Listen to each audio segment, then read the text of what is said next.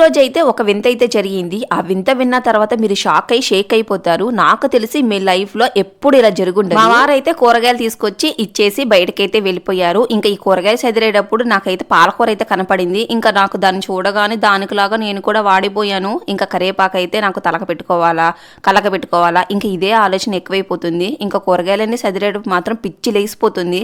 ఎందుకంటే అవన్నీ సపరేట్ చేసుకొని చదురుకోవాలి కదా, అందుకని. కానీ తప్పదు కదా. ఇంకా నేను బట్టలు అయితే తెచ్చేసుకొని బట్టలు మడతేసుకుంటున్నాను. ఇప్పుడే అసలైన వింత జరిగింది. బట్టలు మడతయ్యాక 2-3 డేస్ అయితే అయ్యింది. ఇంకా ఈ బట్టలన్నీ ఒక కొండలాగా చేసి ఆ కొండ మీద ఒక్కసారి అయితే పడిపోయా. భలే అనిపిస్తుంది అలా పడిపోతే. ఇంకా నేను చక్కగా బట్టలు అయితే మడతేసుకుంటున్నా. వచ్చారో తెలియదు కానీ మా వారు సడన్ గా ఒక గిఫ్ట్ తీసుకొచ్చి నాకు సర్ప్రైజ్ అని చెప్పారు. ఇప్పుడేంటి సర్ప్రైజ్ అని అనుకున్నా, కానీ 1 వీక్ బ్యాక్ అయితే మా వెడ్డింగ్ యానివర్సరీ అయితే అయ్యింది. దాని సందర్భంగా ఇప్పుడైతే గిఫ్ట్ ఇచ్చారంట. అక్కడ వరకు అయితే ఓకేగానే. మీకు ఆ గిఫ్ట్ చూస్తే మీకు అర్థమైపోయి ఉంటుంది ఏంటనేది. అది బెడ్షీట్ కాకుండా కొంచెం మందంగా ఉంది, చాలా పరుపులాగా అనిపించింది అనమాట. మెత్తగా ఉంది, చాలా బాగుంది.